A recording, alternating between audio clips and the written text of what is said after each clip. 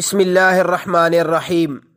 میرے محترم سامعین، آج جو میں آپ کی خدمت میں شرعی مسئلہ ذکر کروں گا وہ ایک بہن نے پوچھا ہے کہ کیا عورت کو بچہ پیدا ہونے کے بعد فوراً غسل کر لینا چاہیے؟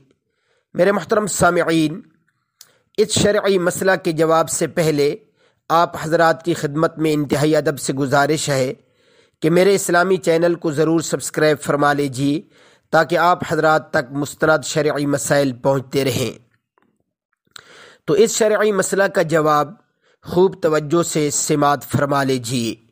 یہ خیال بالکل غلط ہے کہ بچہ پیدا ہونے کے بعد اسی وقت غسل کرنا واجب ہے، بلکہ جب خون بند ہو جائے تو اس کے بعد غسل واجب ہوگا۔